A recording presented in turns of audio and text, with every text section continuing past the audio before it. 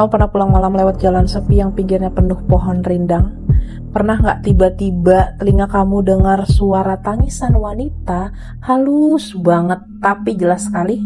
Seolah-olah ada yang menangis tepat di belakang pundakmu. Kamu berhenti, ya kan? Kamu menoleh, tapi nggak ada siapa-siapa. Hanya angin yang gerakin dahan pohon yang rimbun. Tapi tunggu. Coba lihat lebih teliti di antara dedaunan itu. Ada bayangan putih yang menggantung. Badannya panjang banget. Rambutnya hitam pekat menutupi seluruh wajahnya. Dia diam aja natap kamu. Meskipun kamu nggak bisa lihat matanya.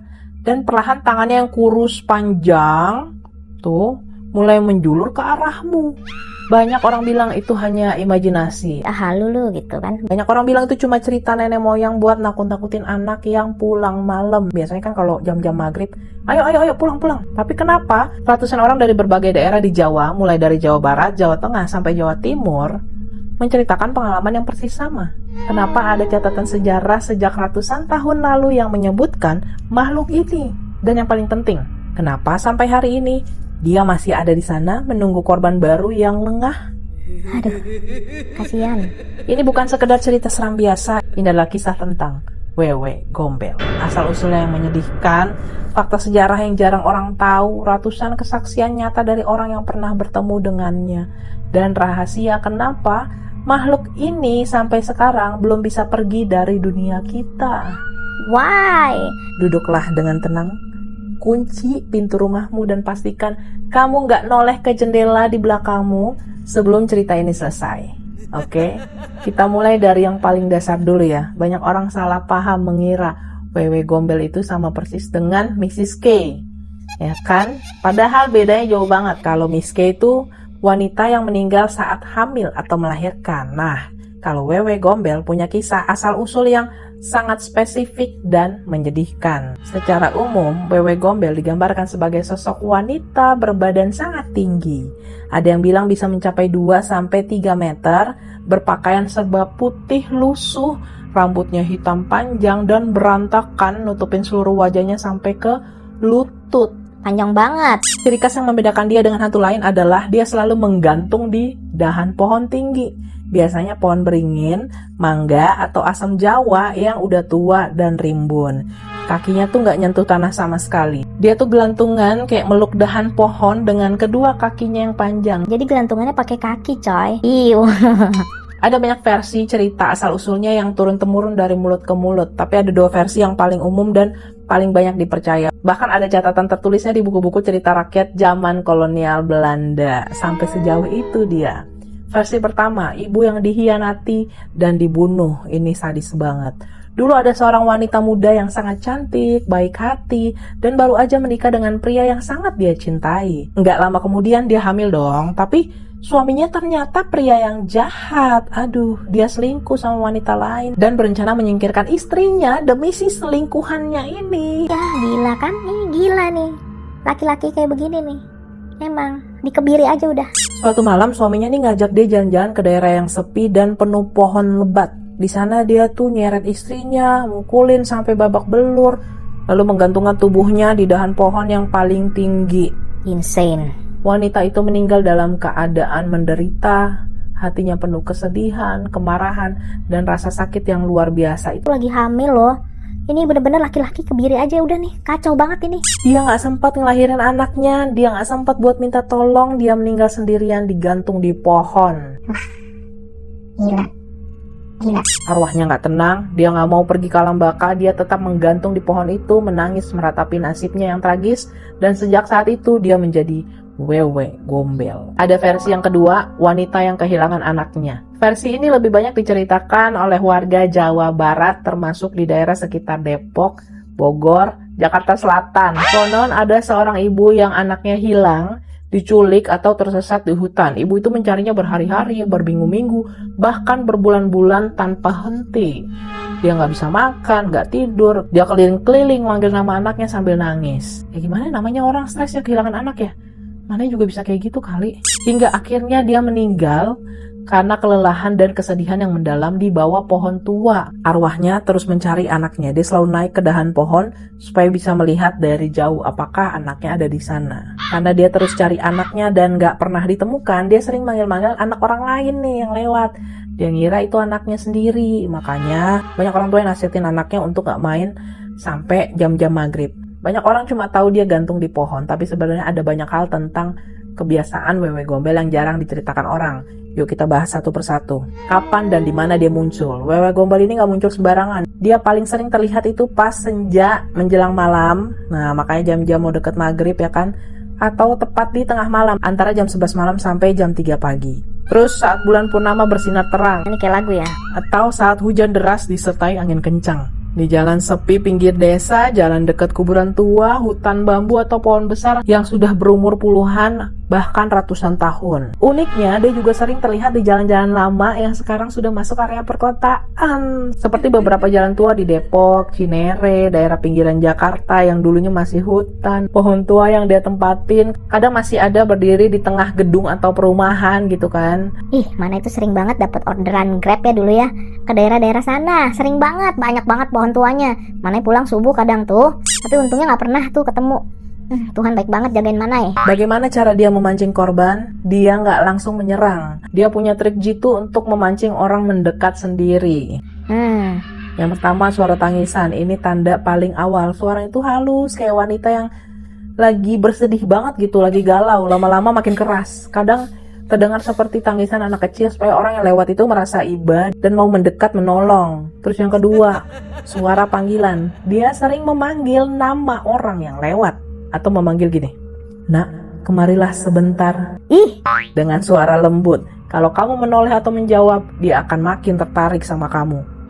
oh no. Yang ketiga, menjatuhkan benda. Kadang dia melempar ranting, daun kering, atau benda kecil ke arah orang yang lewat supaya kamu menengadah ke atas. Ih, Begitu kamu melihat wajahnya atau melihat wujud aslinya, kamu akan langsung ketakutan, bingung, dan gak bisa lari. iyalah auto. Bingung banget itu sih. Yang keempat, meniru suara orang yang dicintai. Ini iseng banget. Ada kesaksian yang bilang dia bisa niru suara ibu, ayah, atau kekasih korban supaya kamu mau mendekat ke pohon tempat dia menggantung. Segitunya. Ada jenis-jenis wewe gombel. Wah, Jadi ini berdasarkan kesaksian orang-orang yang pernah ngeliat dia. Ada jenis-jenisnya. Yang pertama, wewe gombel penangis. Paling sering ditemui dia cuma nangis dan manggil, jarang nyakitin orang dewasa. Tapi dia sangat mengincar anak kecil yang lagi sendirian. waduh. Yang kedua, wewe gombel pendendam. Ini yang paling berbahaya. Biasanya dia adalah wanita yang meninggal karena dibunuh atau disakiti sangat parah. Dia bisa ngelempar batu besar, Wah, hati-hati nih. nabrak korban sampai terluka, atau bahkan membuat orang yang melihatnya gila. Jangan macem-macem. Yang ketiga, wewe gombel pencari anak. Seperti versi asal-usul tadi, dia sangat lembut pada anak kecil, mengira mereka anaknya sendiri. Dia akan membawanya naik ke pohon dan kadang anak itu ditemukan beberapa hari kemudian dalam keadaan selamat, tapi bingung. Atau ada juga yang gak pernah ditemukan lagi. Bingungnya tuh dalam artian kayak jiwanya tuh gak ada di situ gitu, gak ada di dunia ini gitu. Entah dibawa, sukmanya tuh kayak dibawa setengahnya gitu sama si wewe. Gitu, sama si Wew. Sekarang kita masuk ke bagian yang paling bikin merinding, cerita nyata dari orang yang pernah bertemu langsung. Semua kesaksian ini tim Manai kumpulkan dari wawancara ke orang-orang yang sudah melihatnya. Cuma mereka nggak mau dikasih tahu namanya, oke? Manai akan sebutkan daerahnya aja. Oke, ini cerita yang pertama. Karena dia nggak mau kasih tahu namanya, Manai kasih nama Dodi aja ya. Ini jalan setapak katanya di belakang rumah dekat rumahnya. Dulu di ujung jalan itu ada pohon mangga tua yang besar banget. Malam itu jam 11:30, Dodi baru pulang dari kerja. Jalan sepi banget, cuma ada dia sendiri. Tiba-tiba dia dengar suara wanita menangis halus dari atas. Dodi berhenti dong, menengadah dong. Astaga, kata dia. Kaget kan? Astagfirullah, nyebut dia. Ada sosok putih bergelantung di dahan paling atas. Tingginya luar biasa. Kakinya melilit ke dahan, rambutnya panjang, nutupin semuanya. Dia diam aja ngeliat ke arah saya. Tanya, kaki saya langsung lemas, saya nggak bisa gerak sama sekali. Untung lewat nih motor, lampunya terang. Begitu suara motor terdengar dan cahayanya nyinarin pohon itu, sosoknya hilang langsung. Dodi ini langsung lari pulang, sampai sekarang dia nggak pernah berani lewat jalan itu malam-malam. Ya udah jangan lembur deh, mendingan ya. Mana kalau jadi dia mah nggak usah lembur, pulang cepet. Cerita yang kedua datang dari seorang guru di Bogor. Ini kejadiannya di tahun 2019. Sebut aja namanya Dini. Jadi Dini ini dulu ngajar di sekolah pinggir hutan. Sore hari saat hujan, ada muridnya kelas 1 SD yang belum dijemput. Tiba-tiba dia bilang ke saya, katanya nih, kata Dini, Bu Dini, ada ibu rambut panjang di pohon itu, dia manggil-manggil saya. Wah, Dini kaget dong, lalu ngeliat ke arah pohon beringin tua di pinggir lapangan sekolah. Dini ini gak ngeliat apa-apa, tapi tiba-tiba kedengeran suara tangisan wanita jelas banget dari atas. Saya langsung ajak anak itu masuk ke dalam ruangan, kunci pintu rapat-rapat. Sampai hari ini kalau anak itu pulang sekolah, dia gak pernah mau jalan sendirian. Dia emang harus dijagain. Wah, kacau men. Ini dia cerita yang ketiga dari pengawas hutan di perumahan lama. Cerita ini di tahun 1998. Waktu itu umur mana ya, berapa ya? Masih kecil lah. Jadi dia bilang nih, saya udah jaga tempat ini sejak tahun 90-an. Mana yang masih kecil. Berkali-kali saya lihat sendiri, biasanya jam 2 pagi saat saya keliling, saya lihat sosok putih bergelantung di pohon beringin. Dia nggak bergerak, cuma diam aja. Kalau saya kedip mata, dia hilang. Pernah ada anak kecil yang hilang selama 3 hari, ditemukan tidur di atas pohon itu yang tinggi banget. Wah, bahaya dong ya. Padahal anak itu nggak pandai nih buat manjat pohon. Dia bilang ada ibu yang menggendongnya naik ke atas lalu menidurkannya. Serindu itu dia pengen punya anak.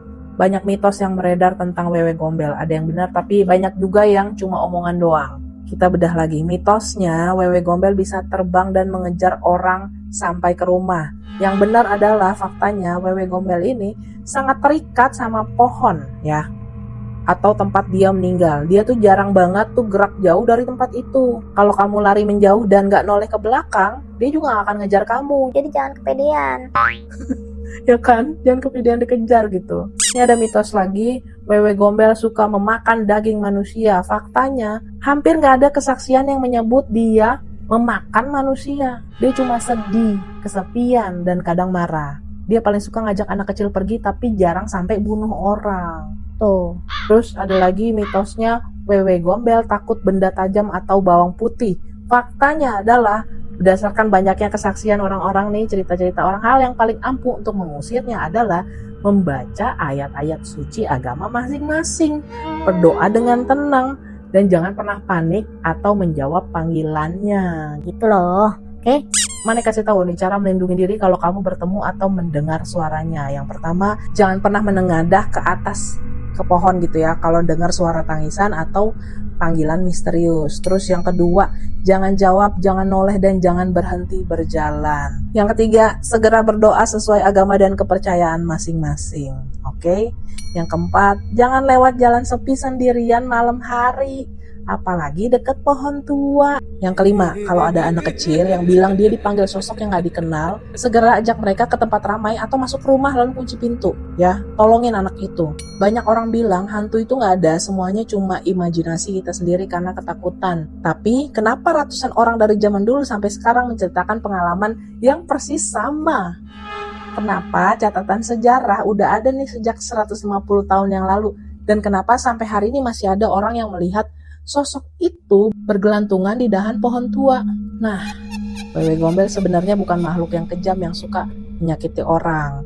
Dia cuma seorang wanita yang nasibnya sangat tragis, yang meninggal dalam kesedihan luar biasa. Sakit banget, sakit jiwa yang udah ngebunuh dia. Dan sampai sekarang arwahnya ini belum bisa tenang. Dia terus nunggu, dia terus nyari, nggak tahu nungguin siapa dan cari apa gitu loh. Karena kan anaknya nggak lahir ya kan. Ya dia mencari keadilan sebenarnya. Sedih banget, kasihan banget. Dari kemarin mana sedih banget deh. Pokoknya kayak hantu-hantu di Indonesia ini kebanyakan para wanita gitu loh yang jadi korban. Please deh, nih laki-laki yang gak bertanggung jawab dan laki-laki gila, laki-laki pembunuh. Kalau nggak tobat ya udah neraka aja udah. Malam ini kalau kamu pulang lewat jalan sepi atau ngelihat pohon tua di depan rumahmu, coba perhatikan sebentar. Jangan lupa berdoa dan ingat, jangan pernah menengadah ke atas kalau tiba-tiba mendengar suara tangisan wanita yang sangat halus dari atas sana. Kalau kamu punya pengalaman bertemu atau mendengar cerita tentang wewe gombel, tuliskan di kolom komentar ya. Siapa tahu pengalamanmu bisa menjadi pelajaran buat kita semua. Jangan lupa like, share, subscribe Manai Berkisah supaya kamu tidak ketinggalan cerita-cerita misteri lainnya. Terima kasih sudah menonton. Manai pamit undur diri. Bye bye.